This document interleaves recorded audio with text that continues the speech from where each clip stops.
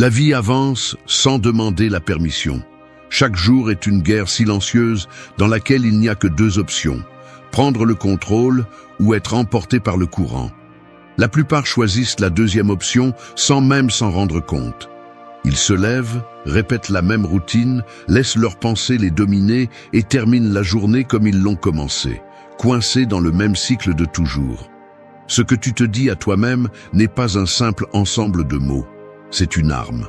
C'est le moule avec lequel tu sculptes ta réalité. Et si tu n'es pas prudent, ce moule peut devenir une prison. Il n'y a pas de magie là-dedans, il n'y a pas de formule secrète. C'est une guerre interne entre la version de toi qui veut grandir et celle qui cherche des excuses pour rester dans le confort. Les stoïciens l'ont compris il y a des siècles. Ils ne cherchaient pas le plaisir, ils ne cherchaient pas l'approbation, ils ne cherchaient pas d'excuses. Ils cherchaient seulement la clarté, le contrôle et la force. Parce que dans ce monde, celui qui maîtrise sa mentalité maîtrise son destin. Il ne s'agit pas de répéter des phrases vides comme un perroquet sans cerveau. Il s'agit de te programmer pour résister, pour agir, pour construire. Soit tu poses les bonnes briques, soit tu t'enterres vivant dans tes propres limites. 8 principes. 8 rappels que chaque jour est une opportunité de prendre les rênes. Il n'y a pas d'échappatoire, il n'y a pas de raccourci. Il n'y a qu'une option, durcir l'esprit et forger le caractère. 1. Chaque pensée est une brique. Construis-tu un pont ou un mur? Chaque pensée qui traverse ton esprit a un poids. Ce n'est pas quelque chose d'inoffensif, ce n'est pas quelque chose de passager. C'est une brique. Et chaque jour, sans t'en rendre compte, tu places ces briques l'une après l'autre. Mais voici la différence entre ceux qui avancent et ceux qui s'enfoncent. Certains construisent des ponts qui les mènent là où ils veulent être, et d'autres élèvent des murs qui les enferment dans la même misère de toujours. La peur, le doute, l'auto-apitoiement. Chaque fois que tu t'accroches à ces idées, tu renforces un mur qui te sépare de tout ce que tu pourrais être. Et quand vient le moment d'agir, ce mur est si haut que tu n'essaies même pas de l'escalader. Il te convainc que tu ne peux pas, que c'est trop tard, que ça ne vaut pas la peine. Et ainsi passent les jours, les semaines, les années. La différence entre ceux qui réussissent quelque chose et ceux qui n'y parviennent pas ne réside pas toujours dans l'habileté, ni même dans la chance. Elle réside dans l'état d'esprit. Certains ont traversé des enfers, ont été frappés par la vie de manière que la plupart ne pourraient supporter. Mais malgré tout, ils avanceront. Comment? Ils n'ont pas permis à leur propre esprit de les emprisonner. Ils ont refusé de nourrir des pensées qui les affaiblissaient. Les stoïciens savaient que l'esprit pouvait être le pire ennemi si on ne le mettait pas à sa place. C'est pourquoi ils pratiquaient le contrôle absolu de leurs pensées. Ils ne se permettaient pas de tomber dans le piège de l'auto-sabotage. Ils ne s'empoisonnaient pas avec des idées qui les rendaient faibles. Ils ne pensaient qu'à ce qui les renforçait, à ce qu'ils pouvaient contrôler, à ce qui les faisait avancer. Mais voici le problème. La plupart ne surveillent pas leur propre esprit.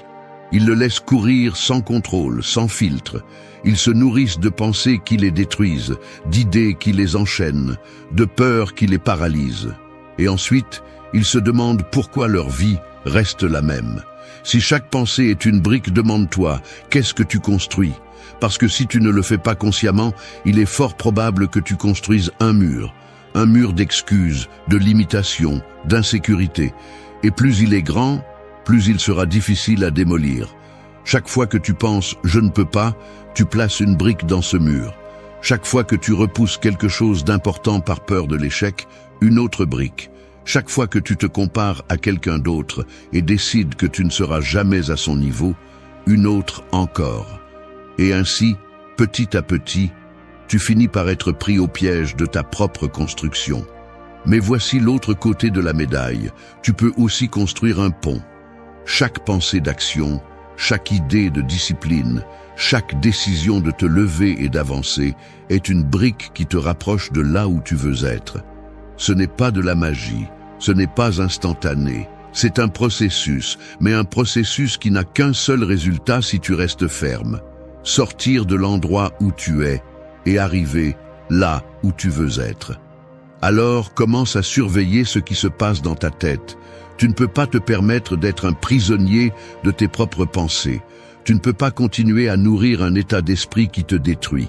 Si tu ne prends pas le contrôle, la seule chose que tu feras est de continuer à accumuler des briques dans un mur, qui un jour sera trop haut pour être démoli. C'est ton choix. Soit tu construis ta sortie, soit tu t'enterres vivant. 2. Je suis l'architecte de ma mentalité, et chaque jour, je conçois une meilleure version de moi-même. Chaque jour est une page blanche. Ce que tu écris dessus ne dépend que de toi, personne d'autre. Pas tes parents, pas ton passé, pas la société. Tu es l'architecte de ta mentalité, et la qualité de ta vie dépend de la façon dont tu construis cette structure. La plupart ne comprennent pas. Ils continuent à vivre comme s'ils étaient victimes des circonstances, comme si leurs pensées étaient automatiques, incontrôlables. Ils se réveillent et laissent leur esprit les entraîner dans n'importe quelle direction. Ils ne conçoivent rien, ils réagissent simplement. Et quand tu vois quelqu'un comme ça, quand tu vois quelqu'un qui n'a pas construit sa mentalité avec intention, tu sais exactement comment sera sa vie. Chaotique, faible, sans direction. Le stoïcisme enseigne que le contrôle interne est la seule chose que nous possédons réellement. Nous ne pouvons pas choisir ce que le monde nous lance, mais nous pouvons choisir comment nous y répondrons. Et cette réponse se construit chaque jour, avec chaque pensée, avec chaque décision. Ce n'est pas une compétence avec laquelle tu es né, c'est une discipline que tu développes. Si tu laisses tes pensées se former au hasard, tu cèdes le contrôle. Tu permets à la société, aux réseaux sociaux, aux opinions des autres de façonner ton esprit.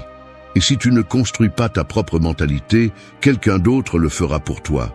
Et sais-tu ce qui se passe quand tu laisses les autres définir ta façon de penser? Tu finis par vivre une vie qui n'est pas la tienne. Tu finis par être un personnage secondaire dans l'histoire de quelqu'un d'autre. La solution est simple. Chaque jour, conçois une meilleure version de toi-même. Il ne s'agit pas de changements drastiques, il ne s'agit pas d'attendre une épiphanie qui transformera ta vie du jour au lendemain. Il s'agit de construire, brique par brique, une mentalité plus forte. Chaque fois que tu décides de ne pas réagir avec colère, tu conçois un esprit plus stable. Chaque fois que tu choisis de faire face à une peur au lieu de fuir, tu construis de la confiance. Chaque fois que tu te lèves malgré la fatigue, tu renforces ta discipline. C'est un processus quotidien, un travail en construction qui ne se termine jamais. Et c'est ce que la plupart ne comprennent pas. La mentalité n'est pas quelque chose que tu as ou que tu n'as pas. C'est quelque chose que tu façonnes avec chaque action. Les stoïciens n'étaient pas immunisés contre les émotions. Ils n'étaient pas des machines sans peur ni faiblesse. Ils étaient humains, comme toi. Mais ils comprenaient que, pour maîtriser la vie, ils devaient d'abord se maîtriser eux-mêmes. Ils ne laissaient pas leur esprit courir sans contrôle. Ils l'entraînaient, le modelaient, le renforçaient. Alors demande-toi, qu'est-ce que tu construis aujourd'hui? Renforces-tu ta discipline ou nourris-tu ta paresse? Conçois-tu une mentalité d'acier ou laisses-tu ton environnement l'affaiblir? Parce qu'ici, il n'y a pas de demi-mesure. Ou tu prends le contrôle de ton esprit, ou quelqu'un d'autre le fera pour toi. Ou tu deviens l'architecte de ta mentalité, ou tu vivras piégé dans un bâtiment que tu n'as jamais conçu. Décide, conçois, construis, et fais-le tous les jours. 3. Le passé ne m'appartient plus, mon pouvoir est dans ce moment. Le passé est un tueur silencieux. Il te coupe les jambes sans que tu t'en rendes compte, te lie avec des chaînes que tu t'es toi-même mises et, le pire de tout, te convainc que tu dois encore le porter. Mais non, ce qui est passé est passé. Ce que tu as fait, tu l'as fait. Ce que tu n'as pas fait n'a plus d'importance. La réalité est brutale et elle ne se soucie pas de combien cela te fait mal. Le passé n'a pas de pouvoir sur toi, à moins que tu décides de continuer à le lui donner. Chaque fois que tu revivifies une erreur, chaque fois que tu te reproches une décision, chaque fois que tu penses à ce qui aurait pu être, Tu donnes de l'énergie à quelque chose qui n'existe plus, comme si tu avais un seau d'eau au milieu du désert, et au lieu de le boire, tu le vides sur le sable en espérant qu'il revienne. Il ne reviendra pas. Ce que tu peux faire, c'est arrêter de regarder ce sol sec et commencer à construire quelque chose avec ce que tu as aujourd'hui. Mais la plupart préfèrent se vautrer dans leur misère, se rappelant chaque putain de chose qui a mal tourné, chaque opportunité perdue, chaque moment où la vie n'a pas été juste. Et qu'ont-ils accompli avec ça? Rien. Ils ne font que renforcer leur propre cage. Ils ne font que creuser plus profondément le trou dans lequel ils sont coincés. Ils deviennent accros à la nostalgie, au regret, au remords, comme si attendre suffisamment d'années allait les sauver. Les stoïciens le savaient. Ils ne perdirent pas de temps à « si j'avais fait ceci » ou « si seulement les choses avaient été différentes ». Pourquoi? C'est une perte de temps, un poison lent qui ne fait que paralyser. Tout ce qui comptait pour eux, c'était ce qu'ils pouvaient faire à cet instant précis. Parce que c'est là que réside le pouvoir. Pas dans ce que tu étais, mais dans ce que tu décides d'être maintenant. Alors, assez avec la narration de victime. Assez avec la lamentation stérile. Tu n'es pas un putain de dossier d'erreur. Tu n'es pas une liste d'échecs. Peu importe ce que tu as fait ou ce que tu as laissé de côté. Tout ce qui compte, c'est ce que tu vas faire maintenant. Parce que la vérité est celle-ci. Si tu continues à t'accrocher à ce qui s'est passé, tu gaspilles la seule véritable opportunité que tu as de changer les choses. Le présent est un outil, mais si tu le laisses rouiller entre tes mains, il ne sert à rien. On t'a appris à croire que le temps guérit tout, mais c'est un mensonge. Le temps passe simplement. Le temps ne fait que te rapprocher de la mort. Ce qui guérit, ce qui change, ce qui transforme, c'est l'action. C'est ce que tu décides de faire avec ce moment. Chaque fois que ton esprit essaie de te ramener au passé, réponds par l'action. Bouge, fais quelque chose, ne laisse pas de place à la pensée inutile, ne la nourris pas, affame-la, brise le cycle. Parce que si tu laisses ta tête prendre le contrôle, tu vas rester coincé dans une boucle de regrets, de doutes et de peur. Et pendant ce temps, la vie continue sans toi. Il n'y a pas d'excuse, pas de retour en arrière, pas de deuxième chance pour ce qui est déjà passé. Il y a des deuxièmes chances pour ce que tu peux faire aujourd'hui. Mais tu dois les saisir.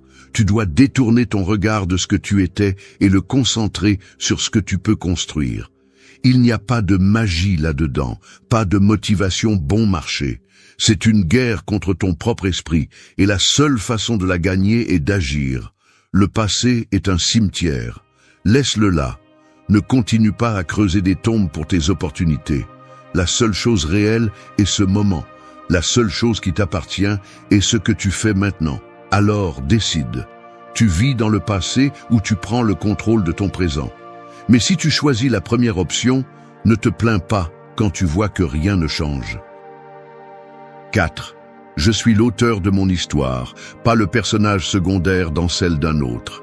Toute ta vie, on t'a poussé à t'intégrer. Depuis que tu étais un enfant, on t'a appris à parler quand on te le demandait, à suivre des ordres sans les remettre en question, à chercher l'approbation des autres comme si c'était de l'oxygène.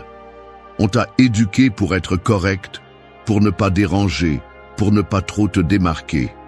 Et sans t'en rendre compte, tu as perdu le contrôle de ta propre histoire.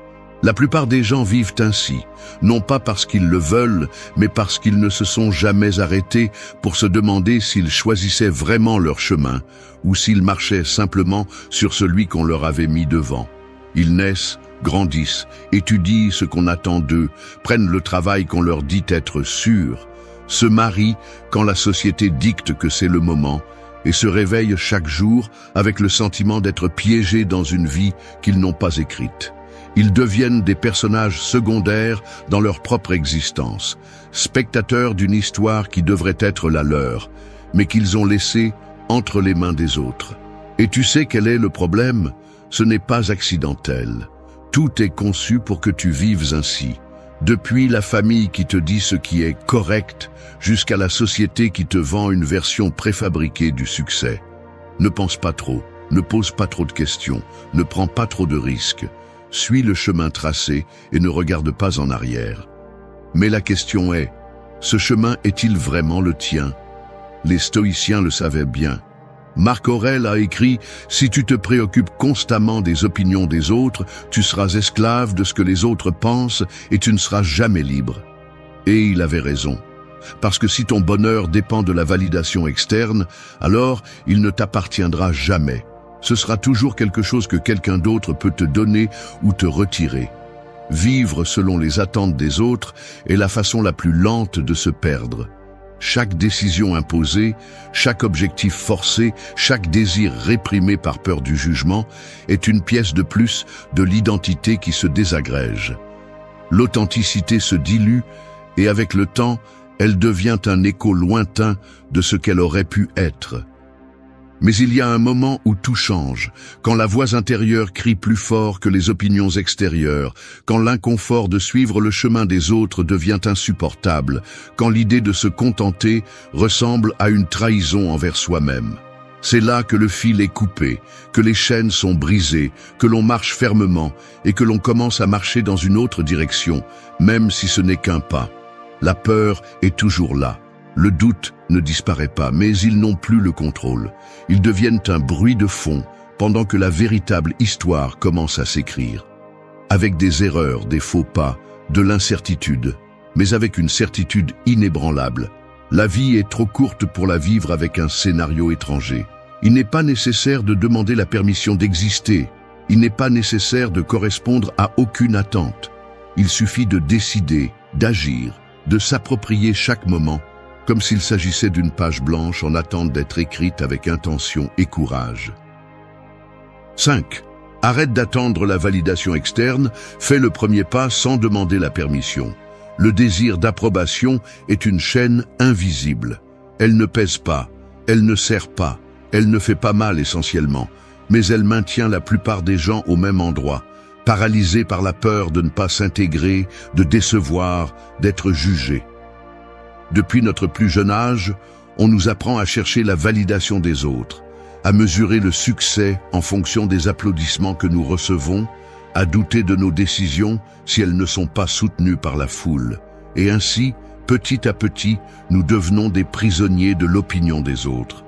Mais la réalité est simple et brutale. Personne ne va te donner la permission de faire ce que tu veux vraiment.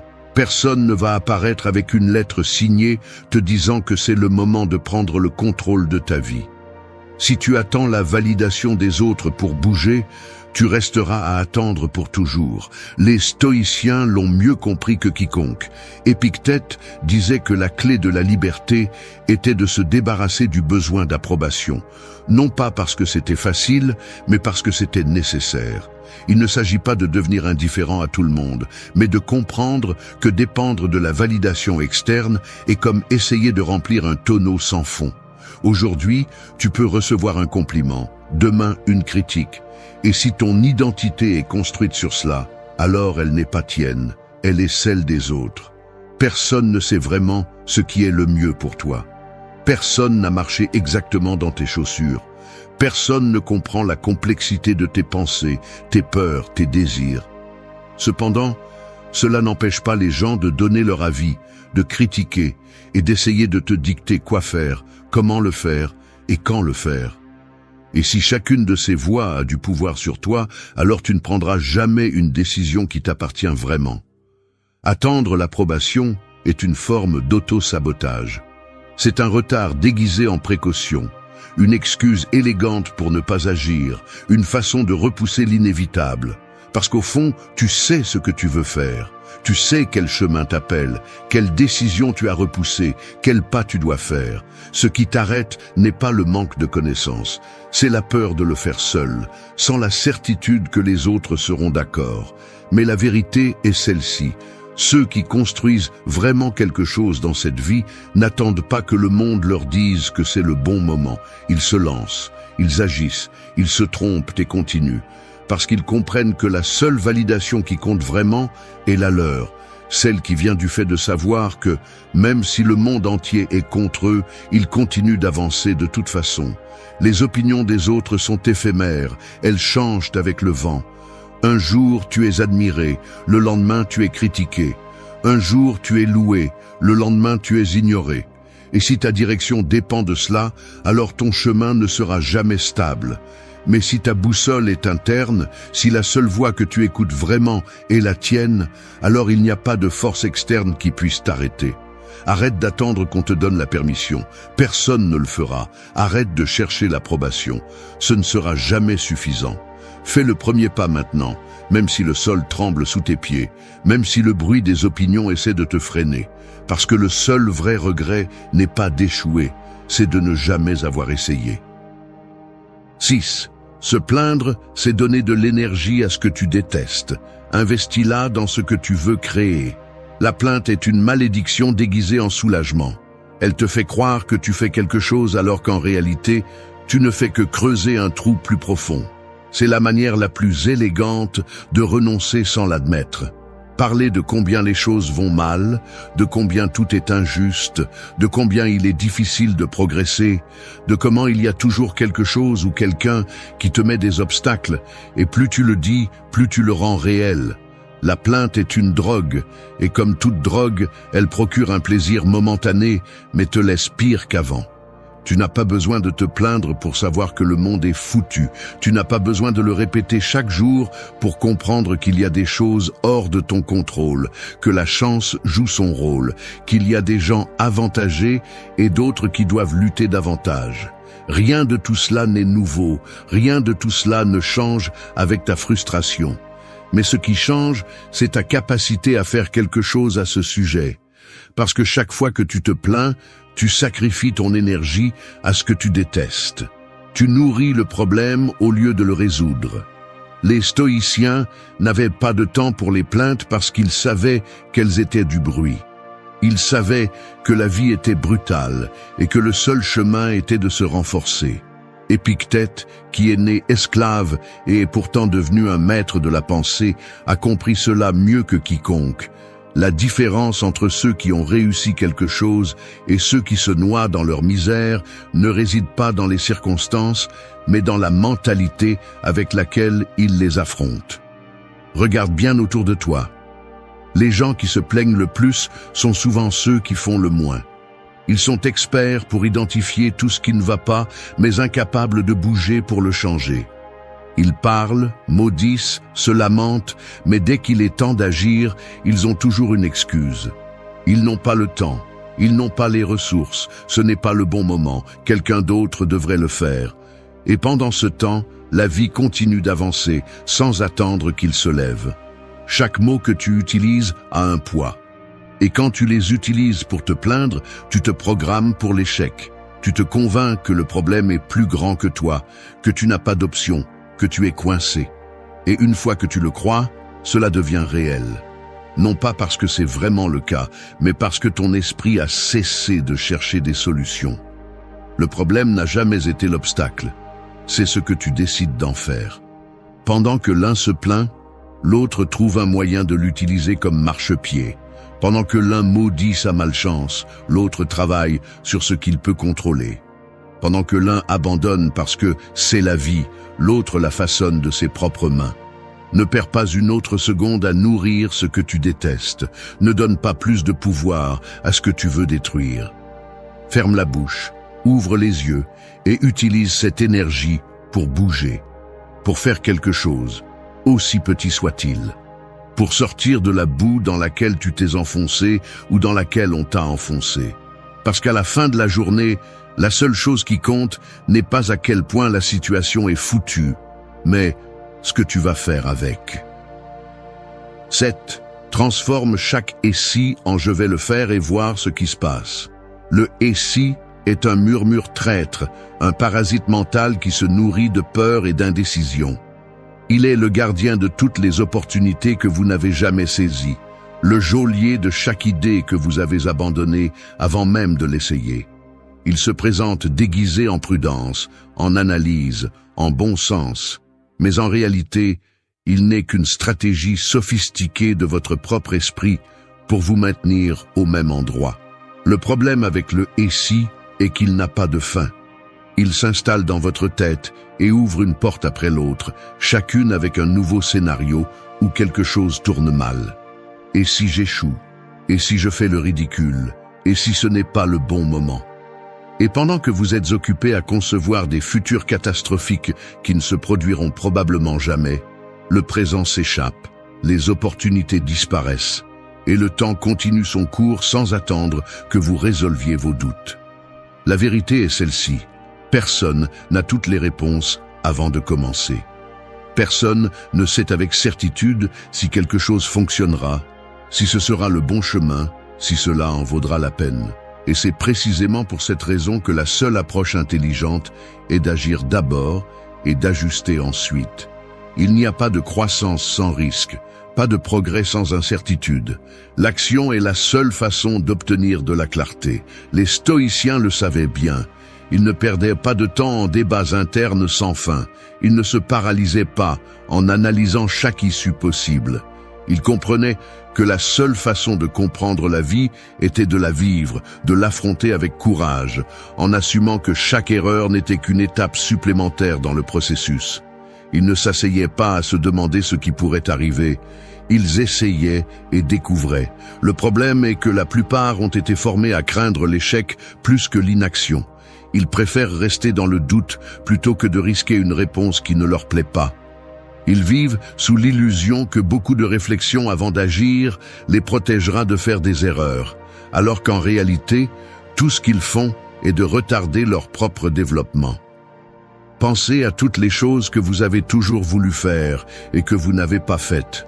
Non pas parce qu'elles étaient impossibles, non pas parce que vous ne pouviez vraiment pas, mais parce que le « et si » vous a convaincu qu'il valait mieux attendre.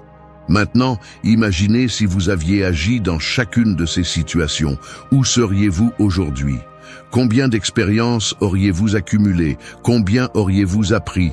C'est là qu'intervient la seule véritable solution. Remplacer chaque « et si » par un « je vais le faire et voir ce qui se passe ».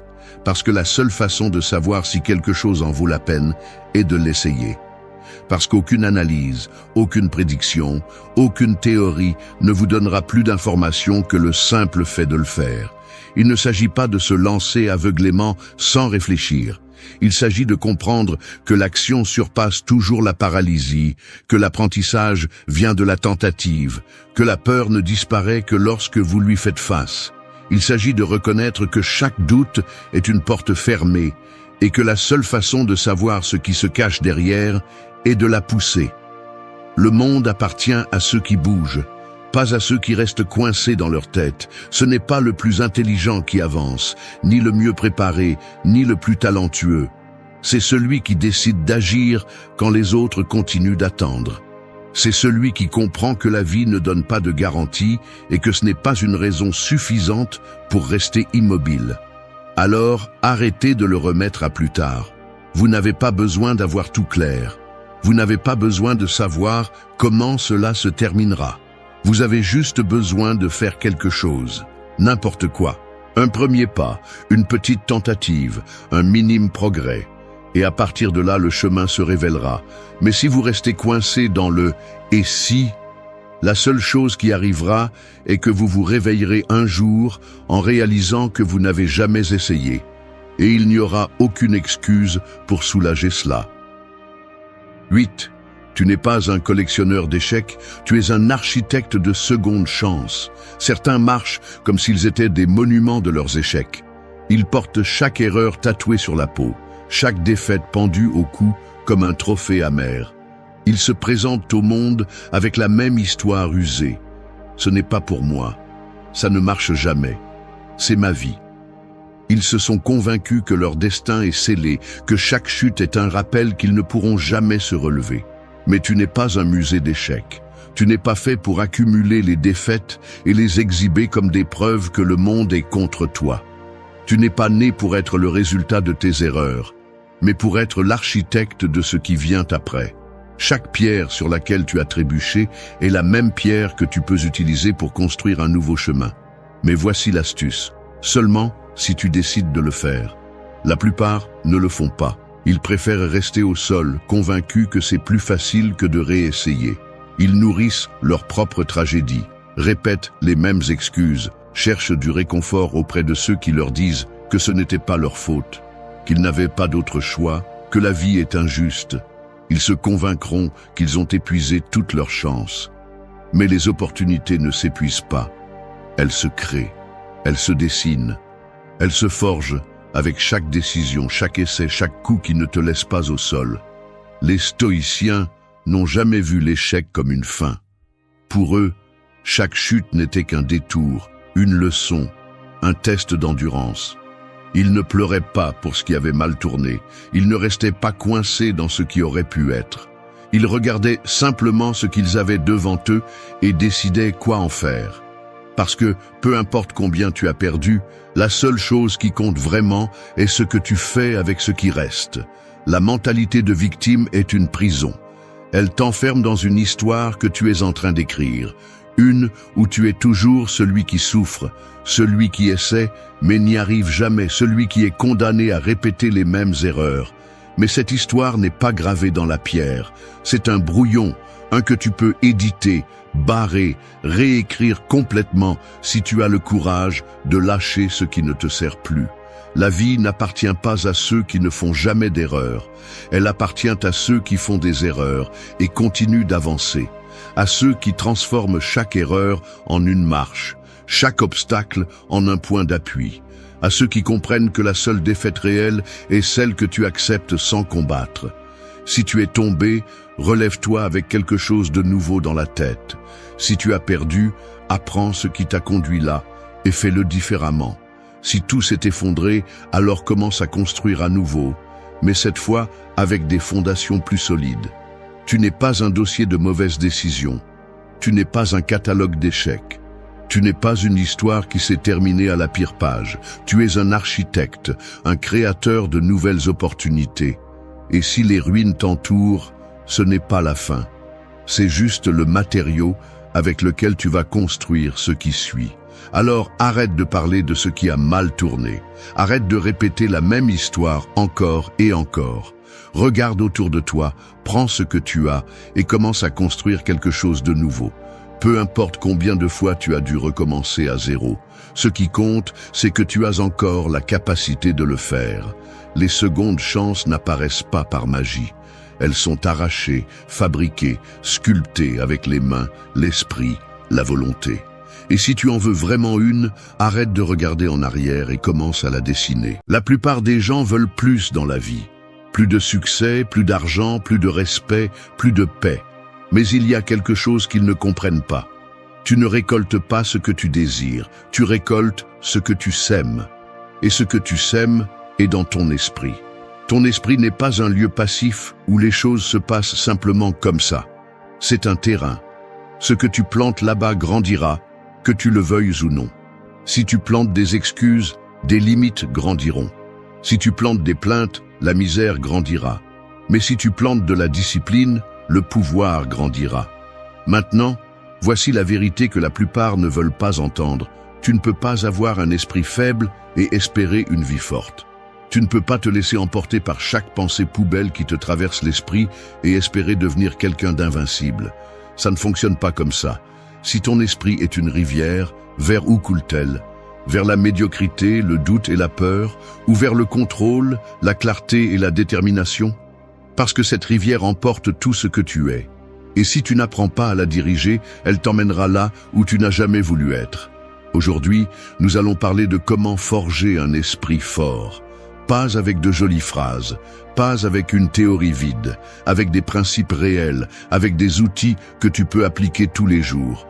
Parce qu'un esprit fort n'est pas un cadeau, c'est une construction. Et si tu n'es pas prêt à le construire, alors ne te plains pas de ce que tu récoltes. 1.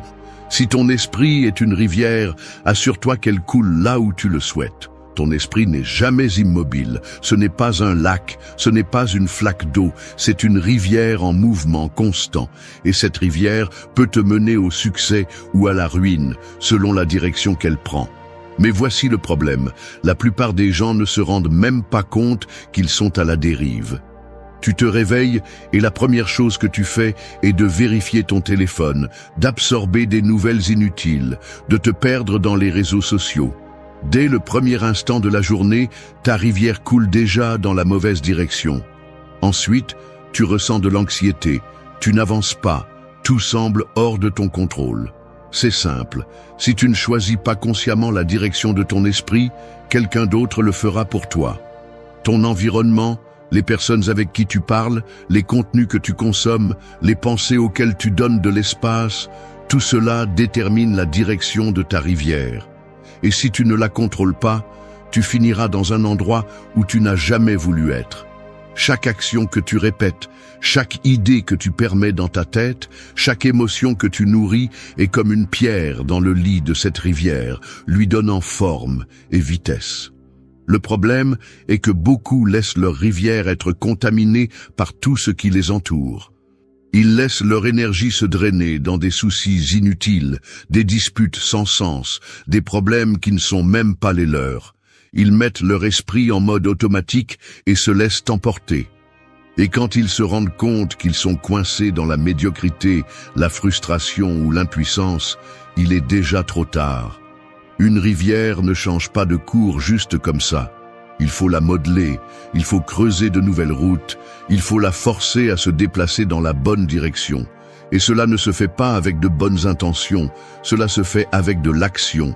Si chaque jour tu nourris ton esprit avec des informations précieuses, avec des idées qui te poussent à t'améliorer, avec des pensées qui renforcent ton caractère, ta rivière se dirige vers la croissance.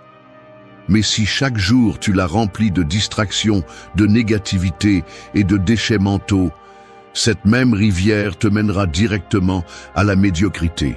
Ce n'est pas une question de chance ou de talent, c'est une question de focus. Là où tu mets ton attention, c'est là que ta vie se dirige. Et si tu n'as pas le contrôle de ton esprit, alors quelqu'un d'autre l'aura. Les entreprises, les réseaux sociaux, les médias, le bruit extérieur, tous se battent pour ton attention, parce qu'ils savent que celui qui contrôle l'esprit des masses contrôle leurs décisions, leur argent et leur avenir. C'est pourquoi la clé est de couper le flux de tout ce qui pollue ton esprit et de n'ouvrir la voie qu'à ce qui le renforce. Choisir consciemment ce que tu consommes, ce que tu permets dans ta vie, quelles idées tu décides d'accepter. Tu ne peux pas contrôler le monde, mais tu peux contrôler ce que tu laisses entrer dans ta tête. Et c'est la différence entre être emporté par le courant ou être celui qui le dirige. Si tu laisses ton esprit couler sans contrôle, tu finiras dans des endroits où tu n'as jamais voulu être. Si tu prends le contrôle, tu l'amèneras exactement là où tu veux aller. Une rivière sans direction suit simplement le courant. Et le courant, dans ce monde, mène à la médiocrité. Chaque jour, tu as une opportunité. Soit tu décides de diriger ton esprit vers le bon endroit, soit tu permets à tout ce qui est externe de le faire pour toi. Il n'y a pas de juste milieu. Soit tu prends le contrôle, soit tu es contrôlé. 2. Tes pensées sont des graines. Décide ce que tu vas récolter. Chaque pensée que tu permets dans ton esprit est une graine que tu as plantée. Et tôt ou tard, elle va grandir. Peu importe si c'était une pensée fugitive ou quelque chose sur lequel tu as tourné en rond toute la journée, chacune d'elles prend racine, s'enracine et commence à prendre forme dans ta vie. Si tu remplis ton esprit de doute, de peur, de plainte et d'excuses, qu'espères-tu récolter? Tu ne peux pas espérer de la confiance quand tout ce que tu as semé est l'insécurité. Tu ne peux pas espérer de la discipline quand tout ce que tu as semé est la procrastination. Tu ne peux pas espérer du succès si tout ce que tu as semé sont des excuses pour ne pas bouger. Voici le piège. La plupart ne se rendent même pas compte de ce qu'ils sèment. Ils pensent que ce qui passe par leur tête n'a pas d'importance, que ce ne sont que des pensées sans conséquence. Mais les pensées ne sont pas neutres. Elles te renforcent ou te affaiblissent. Elles te rapprochent de là où tu veux être ou t'en éloignent. Il n'y a pas de juste milieu. Le problème est que la plupart des gens ont cultivé un terrain mental pourri, plein de mauvaises herbes, de négativité, de peur, de doute. Et ensuite, ils se demandent pourquoi leur vie ne s'améliore pas, pourquoi ils ont l'impression d'être coincés dans le même cycle, pourquoi rien ne change. La réponse est dans ce qu'ils ont semé tous les jours. Un agriculteur sait que s'il veut une bonne récolte, il doit préparer le sol, sélectionner les meilleures graines et protéger sa culture des parasites. Il en va de même pour ton esprit. Si tu veux des résultats différents, tu dois arracher à la racine toute pensée qui ne te sert pas. Arrête de nourrir ce qui t'affaiblit et commence à planter ce qui te renforce. Cela signifie que tu ne peux pas te permettre de penser comme une personne faible si tu veux être fort. Tu ne peux pas permettre des pensées de victimisation si tu veux être quelqu'un d'implacable. Tu ne peux pas passer la journée à te plaindre de ce que tu n'as pas si tu veux construire quelque chose de grand. Chaque pensée que tu laisses grandir sans contrôle est une graine qui, tôt ou tard, deviendra une partie de ta réalité. Si tu penses constamment que tu n'es pas assez, que tu ne peux pas, que la vie est injuste, alors tu cultives une mentalité d'échec. Et le pire, c'est que, quand vient la récolte, tu ne peux rien faire pour la changer. Parce que ce qui grandit est ce que tu as semé. Point. C'est pourquoi, chaque fois qu'une pensée entre dans ton esprit, questionne-la. Demande-toi si cette graine mérite une place dans ton terrain. Si ce n'est pas le cas, arrache-la immédiatement. Ne l'arrose pas, ne la nourris pas, ne la laisse pas prendre racine. Parce que quand tu le fais, elle devient une partie de toi, et la changer ensuite sera beaucoup plus difficile. Les personnes les plus fortes ne sont pas celles qui n'ont jamais de pensée faible, mais celles qui ne les laissent pas grandir, celles qui ne permettent pas à une graine négative de devenir un arbre qui leur enlève la lumière, l'espace et l'énergie. Ce sont celles qui choisissent avec précision quoi planter et quoi arracher à la racine. Si tu veux une vie forte, si tu veux récolter du succès, de la discipline, de la confiance et du pouvoir, alors commence par le semer dans ton esprit. Ce n'est pas de la magie, ce n'est pas de la chance, c'est le résultat de chaque graine que tu plantes. Si aujourd'hui ta vie n'est pas ce que tu veux, arrête de te demander pourquoi et commence à observer ce que tu as semé. Parce que ce que tu penses, tôt ou tard, devient ce que tu es. 3. Ne cherche pas de réponses à l'extérieur, elles sont en toi. Tout au long de la vie, on nous fait croire que les réponses sont là-bas, dans les conseils des autres, dans les livres remplis de théories, dans les signes qui sont censés nous indiquer le bon chemin. Mais c'est un mensonge confortable. Il n'existe pas de manuel qui attend d'être découvert, ni de gourou qui détient la clé de ton existence. La seule personne qui sait vraiment ce dont elle a besoin, ce qu'elle veut et ce qu'elle doit faire, c'est toi. Mais regarder à l'intérieur n'est pas facile, non pas parce que c'est impossible, mais parce que c'est inconfortable. Celui qui s'assoit en silence et s'écoute lui-même ne tarde pas à se rendre compte d'une vérité brutale. La raison pour laquelle il n'a pas progressé n'est pas un manque de connaissances, mais parce qu'il a évité d'agir. Il est plus facile de se distraire, de chercher des réponses externes, de consommer du contenu qui dit ce que l'on sait déjà, mais avec d'autres mots. La société nous apprend à douter de nous-mêmes.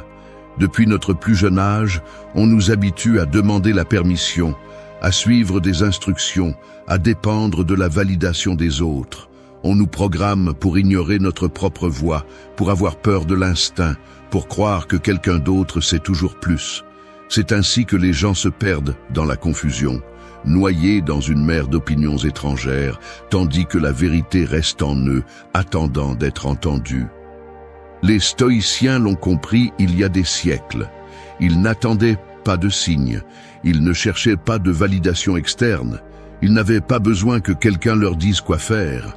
Ils s'asseyaient en silence, analysaient la réalité avec clarté et agissaient, sans doute, sans excuse, sans attendre que le monde leur donne la permission. Forger un esprit fort nécessite de couper le bruit externe et de faire confiance à son propre jugement. La clarté ne se trouve pas dans plus d'informations, mais dans moins de distractions. Chaque personne, au plus profond d'elle-même, sait quel est le prochain pas, sait ce qu'elle veut vraiment et sait quelle décision elle doit prendre. La seule chose qui l'empêche de bouger est l'indécision générée par la dépendance à l'extérieur. Les réponses ne sont pas dans l'opinion des autres, elles ne sont pas dans les livres remplis de théories, elles ne sont pas dans les signes magiques, elles sont en chacun de nous, dans le silence, dans l'introspection, dans l'honnêteté brutale envers soi-même. La force mentale commence lorsque l'on cesse de chercher à l'extérieur ce qui a toujours été à l'intérieur. Celui qui comprend cela cesse d'attendre et commence à agir, sans douter, sans demander la permission. 4. Tu n'as pas besoin que la vie te donne des signes, tu as besoin d'apprendre à les lire. Les gens gaspillent leur vie à attendre quelque chose qui n'arrivera jamais. Ils s'assoient, regardent le ciel, cherchent dans chaque coin une confirmation, un signe clair leur disant que c'est le bon moment pour bouger.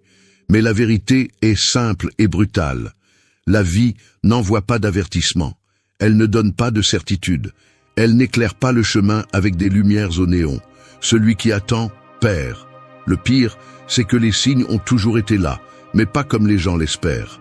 Ils n'apparaissent pas sous forme de miracles ou de coïncidences parfaites. Ils n'arrivent pas avec un message clair et direct. Les signes sont dans les erreurs qui se répètent encore et encore. Ils sont dans la frustration que l'on ressent chaque fois qu'une décision est reportée. Ils sont dans les opportunités qui apparaissent et sont laissées passer. Ils sont dans les nuits d'insomnie où l'esprit ne cesse de crier que quelque chose doit changer. Mais au lieu d'écouter, la plupart choisissent de les ignorer, faire semblant de ne pas comprendre, faire semblant d'avoir besoin de plus de temps, de plus de sécurité, de plus d'approbation. Parce qu'accepter la vérité signifie qu'il n'y a plus d'excuses. Cela signifie qu'ils ne peuvent plus continuer à prétendre qu'ils ne savent pas quoi faire. Et la plupart ne sont pas prêts pour ça. La peur est un signe, l'inconfort est un signe, le sentiment de stagnation est un signe. Tout ce qui brûle à l'intérieur, tout ce qui irrite, tout ce qui donne le sentiment que quelque chose ne va pas, c'est la vie qui crie que quelque chose doit changer. Mais au lieu d'agir, les gens cherchent des distractions. Ils se convainquent qu'ils doivent attendre le moment parfait, comme si un jour le chemin allait se dégager et l'incertitude disparaître. Les stoïciens ne tombaient pas dans ce piège. Ils n'attendaient pas de certitude. Ils ne croyaient pas au destin écrit ni aux opportunités présentées dans la perfection. Ils savaient que la vie est rarement claire, que le monde est chaotique, que la plupart des décisions importantes sont prises dans l'incertitude. Ils n'attendaient pas de signes divins, ils lisaient la réalité. Ils ne cherchaient pas des moments parfaits, ils créaient leurs propres opportunités. La question n'a jamais été de savoir si les signes existent. Ils existent. Ils ont toujours existé. Ce qui sépare ceux qui avancent de ceux qui restent en arrière, c'est la capacité de les voir, la capacité d'accepter ce qui est évident mais inconfortable, la capacité d'arrêter de demander plus de clarté et de commencer à bouger avec ce que l'on a déjà. Si le corps est épuisé tout le temps, c'est un signe que quelque chose ne va pas. Si chaque jour est une répétition du précédent sans progrès réel, c'est un signe. S'il y a une idée, un rêve, un objectif qui ne disparaît jamais de l'esprit mais qui n'est jamais travaillé, c'est un signe. Et si la peur apparaît chaque fois que l'on pense à un changement, c'est le plus grand signe de tous. Parce que la peur n'apparaît pas là où il y a du confort, elle apparaît là où il y a de la croissance. Personne ne va donner de réponse. Personne ne va confirmer quel est le prochain pas. Celui qui continue à attendre une validation externe reste au même endroit. Celui qui apprend à lire la vie, à interpréter son propre inconfort, à agir même sans certitudes absolues, est celui qui avance. Les signes ne sont pas le problème. Le problème est l'incapacité de les accepter, l'incapacité d'agir sans garantie, la lâcheté d'attendre une poussée externe quand au fond tout est déjà clair. Le moment parfait n'arrive jamais. Les certitudes n'arrivent jamais. La vie a déjà parlé. Il reste à chacun de décider s'il veut écouter ou continuer à faire semblant de ne pas comprendre le message. Les mots créent des réalités. Ce que tu dis devient ce que tu es. Et l'excuse la plus dangereuse n'est pas celle que tu donnes au monde, mais celle que tu te répètes à toi-même jusqu'à ce que tu y crois. Les excuses ne semblent pas être un problème au début. Elles semblent petites, inoffensives, presque raisonnables. Un « aujourd'hui n'est pas le jour », un « je n'ai pas assez d'expérience », un « je le ferai demain ». Mais ces phrases sont des graines, petites au début, invisibles, mais avec des racines profondes. Et quand elles grandissent, elles ne laissent de place pour rien d'autre. Le problème n'est pas d'échouer, ce n'est pas de tomber, ce n'est pas de prendre de mauvaises décisions. Le problème est de justifier l'inaction, de se convaincre qu'il existe une raison valable de ne pas essayer. Car c'est alors que le véritable dommage se produit. Quand la personne non seulement cesse d'avancer, mais commence à construire des murs mentaux qui la maintiennent coincée au même endroit. Chaque fois que quelqu'un se justifie, il renforce une identité. Je ne suis pas de ceux qui prennent des risques. Je ne suis pas assez bon. Je n'ai pas la chance des autres. Et ce qui au début n'était qu'une phrase lâchée devient avec le temps un dogme, un verrou auto-imposé. Ceux qui sont devenus inébranlables ne sont pas ceux qui n'ont jamais ressenti de peur ou de doute, mais ceux qui ont décidé que leur volonté pesait plus que leurs excuses. Ils n'ont pas attendu le moment parfait, ils n'ont pas eu besoin de garantie, ils n'ont pas demandé la permission. Non pas parce qu'ils étaient plus forts, mais parce qu'ils ont compris que le plus grand piège de l'esprit est le récit de l'excuse. Un athlète ne cesse pas de s'entraîner parce que son corps lui fait mal. Un guerrier ne cesse pas de se battre parce qu'il est fatigué. Un architecte n'abandonne pas son œuvre parce qu'il pleut. Seuls ceux qui cherchent des justifications voient dans chaque obstacle une raison de s'arrêter. La société nourrit l'idée que tout doit se sentir bien, que le moment idéal va arriver, que les conditions doivent être parfaites. Mais l'histoire n'a jamais été écrite par ceux qui ont attendu des circonstances idéales. Elle a été écrite par ceux qui ont bougé malgré tout. Les excuses peuvent être sophistiquées, elles peuvent sembler intelligentes, elles peuvent même recevoir l'approbation des autres, mais elles ne construisent rien, elles ne bougent pas le monde, elles ne laissent pas de traces. Celui qui passe sa vie à justifier son manque d'action devient un architecte de barrières invisibles. Il construit avec des mots ce qu'il ne pourra ensuite pas démolir avec des actions. Il n'y a pas de succès sans sacrifice. Il n'y a pas de croissance sans inconfort, il n'y a pas de force sans résistance. Mais il y a quelque chose de pire que d'échouer, se convaincre que tu ne pouvais pas essayer en premier lieu. Si tu sèmes des excuses, tu récolteras des limites. Mais si tu sèmes de la détermination, tu récolteras une version de toi que tu n'as jamais pensé possible. La différence entre ceux qui avancent et ceux qui restent en arrière n'est pas le talent, ce n'est pas la chance. Ce n'est pas l'opportunité, c'est le nombre d'excuses qu'ils sont prêts à détruire. 6. Le passé est un mirage, le présent est le seul outil réel. Le passé est une histoire que votre esprit réécrit chaque fois que vous vous en souvenez. Ce n'est pas un enregistrement exact, ce n'est pas une vérité immuable, ce n'est pas une condamnation écrite dans la pierre. C'est un mirage, une illusion construite par la mémoire, filtrée par les émotions, déformée par la façon dont vous choisissez de la voir. Et pourtant, la plupart des gens marchent les yeux fixés sur ce qui a déjà été, comme si regarder en arrière pouvait changer quelque chose. Ce que vous avez fait ou n'avez pas fait, ce que vous avez accompli ou perdu, ce qui était juste ou injuste. Rien de tout cela n'a de poids réel dans le présent, à moins que vous ne le lui donniez. Le passé ne vous retient pas. Ce qui vous retient, c'est de vous y accrocher, de lui donner plus d'importance qu'il ne mérite, de l'utiliser comme une excuse pour justifier l'inaction. Les stoïciens l'ont compris il y a des siècles. La seule réalité qui compte est celle que vous avez maintenant devant vous. Pas celle qui a été, pas celle qui aurait pu être, pas celle que vous espérez qu'elle arrive. Seulement ce qui existe en cet instant, parce que le passé est déjà passé et que l'avenir n'existe pas encore. Le seul outil réel est le présent, et chaque seconde que vous gaspillez en étant pris dans les souvenirs est une seconde que vous ne récupérerez jamais. S'accrocher au passé, c'est comme essayer de retenir de l'eau avec les mains. Peu importe combien vous serrez les doigts, elle s'échappera toujours entre eux.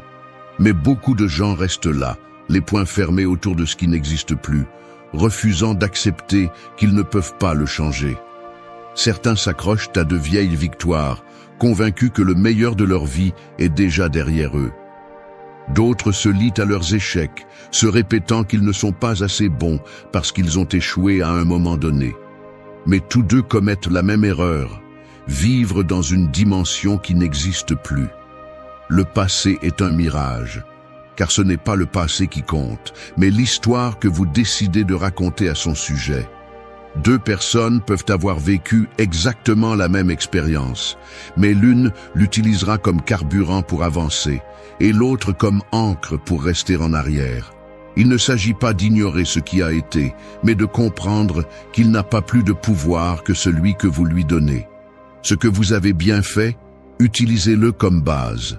Ce que vous avez mal fait, utilisez-le comme leçon, mais ne restez pas coincé dans l'un ou l'autre. Chaque fois que votre esprit vous entraîne vers des souvenirs que vous ne pouvez plus changer, demandez-vous ce que vous pouvez faire maintenant pour avancer. Parce que penser au passé ne change rien.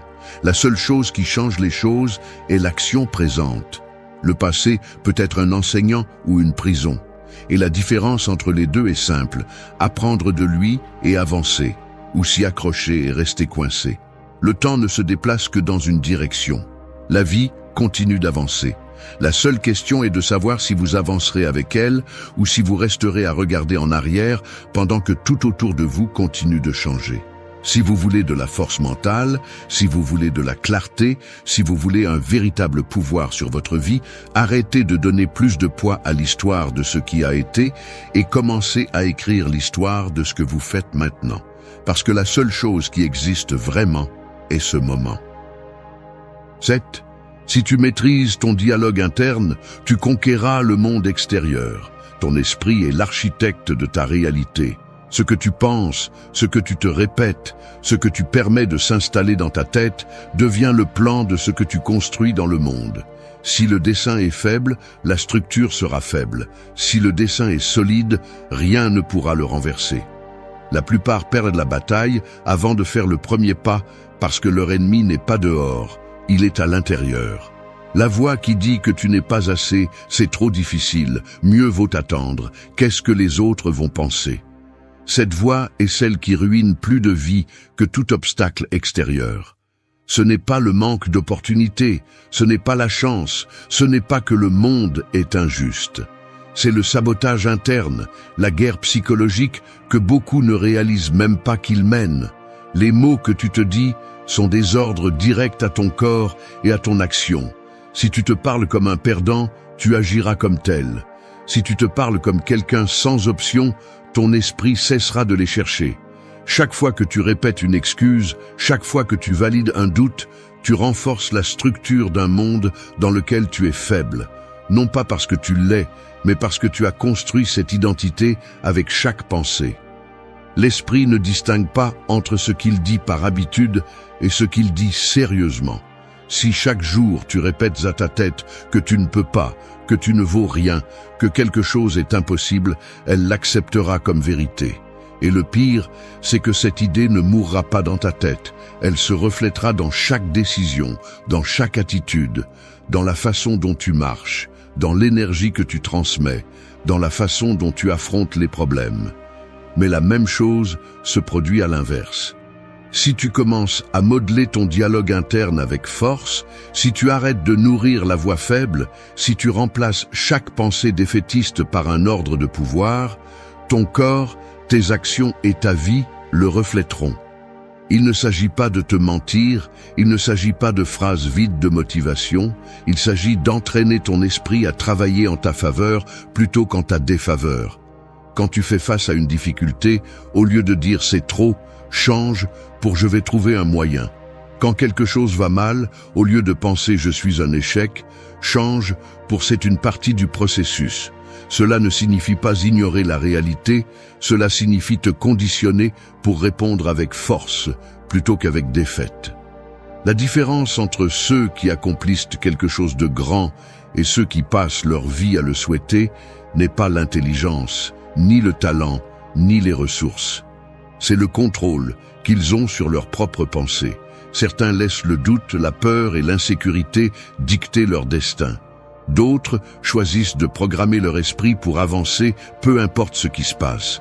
Si tu te parles comme quelqu'un de fragile, tu deviendras fragile. Si tu te parles comme quelqu'un qui n'a pas d'autre choix que d'avancer, tu avanceras. L'esprit est un outil, mais comme tout outil, il peut être utilisé pour construire ou pour détruire. Celui qui ne contrôle pas son dialogue interne ne contrôle rien, mais celui qui maîtrise son esprit façonne son monde à sa mesure. 8. Ne cherche pas la paix dans le monde si tu n'as pas fait la paix avec toi-même. Le monde est un reflet de ce que tu portes en toi. Si ton esprit est un chaos, le monde sera un chaos. Si tu vis en guerre avec toi-même, tu verras la guerre partout. Peu importe combien tu cours, combien tu te distrais, combien tu essaies de l'éviter. Ce que tu ne résous pas en toi, tôt ou tard, te rattrapera. La plupart des gens passent leur vie à chercher la paix au mauvais endroit. Ils pensent qu'ils la trouveront lorsqu'ils atteindront un objectif, lorsqu'ils auront de l'argent, lorsqu'ils seront avec la bonne personne, lorsque les choses seront plus faciles. Ils se disent que la paix vient de l'extérieur, qu'elle dépend des circonstances. Mais la paix n'est pas dans ce que tu as, dans ce que tu accomplis ou dans ce qui t'entoure. La paix est une décision. Et si tu ne la construis pas en toi, tu ne la trouveras nulle part. Il y a des gens qui ont tout et qui vivent pourtant en conflit constant. Il y en a d'autres qui ont traversé l'enfer et qui ont pourtant trouvé le calme au milieu du chaos. La différence entre les uns et les autres ne réside pas dans leurs conditions, mais dans la relation qu'ils entretiennent avec eux-mêmes. Si ton esprit est un champ de bataille, peu importe où tu te trouves, tu auras toujours l'impression de te battre. Faire la paix avec toi-même ne signifie pas te résigner, ne signifie pas te rendre, ne signifie pas accepter une vie médiocre. Cela signifie arrêter de te punir pour ce que tu ne peux pas changer, arrêter de traîner le poids du passé, arrêter de vivre avec une liste infinie de raisons pour lesquelles tu n'es jamais assez. Tu ne peux pas avancer si tu restes enchaîné à une version de toi qui n'existe plus. Beaucoup cherchent la paix dans la validation externe, dans l'approbation des autres, dans l'acceptation d'un monde qui ne sera jamais complètement de leur côté. Ils s'efforcent de s'intégrer, d'être acceptés, de prouver quelque chose à des personnes qui ne pensent même pas à eux. Mais la paix n'est pas dans le fait d'être compris, elle est dans le fait de se comprendre soi-même. Le problème est que faire face à son propre esprit est inconfortable. Il est plus facile de blâmer le monde, de dire que le problème est à l'extérieur, de continuer à fuir dans les distractions, dans les plaisirs momentanés, dans le bruit externe. Mais la vraie paix ne se trouve pas en évitant le conflit interne, elle se trouve en le traversant. Elle se trouve quand tu décides de te regarder en face, sans peur, sans masque, sans autotromperie. La réalité est que la plupart des gens n'ont pas besoin de plus de choses, n'ont pas besoin de plus de reconnaissance, n'ont pas besoin que le monde change. Ce dont ils ont besoin, c'est du silence. Ils ont besoin d'apprendre à être avec eux-mêmes sans chercher une issue. Ils ont besoin de lâcher tout ce qui les a gardés coincés dans le même cycle, parce que personne qui est en paix avec lui-même ne se sent perdu dans le monde. La paix intérieure ne consiste pas à ne pas ressentir de peur, elle ne consiste pas à ne pas avoir de doute, elle ne consiste pas à éliminer toute pensée négative. Elle consiste à apprendre à être calme malgré tout cela. Elle consiste à accepter qu'il y aura toujours du bruit, toujours du chaos, toujours des difficultés, mais que rien de tout cela ne peut te sortir de ton centre si tu as vraiment travaillé à le construire. Si ton esprit est en guerre, tout autour de toi semblera être une bataille. Si ton esprit est calme, même au milieu de la tempête, tu seras capable de voir clairement. Tout ce que tu cherches à l'extérieur, tout ce que tu crois avoir besoin pour te sentir en paix est déjà en toi. Tu dois juste décider de le voir. Le monde ne sera jamais complètement paisible. Il y aura toujours des problèmes, toujours des injustices, toujours du bruit. Mais tu n'as pas besoin que le monde change pour trouver le calme. La seule vraie paix est celle que tu construis en toi. Si tu l'as, rien ne pourra la détruire. Si tu ne l'as pas, rien à l'extérieur ne pourra te la donner. Ne cherche pas la paix dans le monde si tu n'as pas fait la paix avec toi-même. Parce que ce que tu portes en toi est la seule chose que tu peux vraiment contrôler.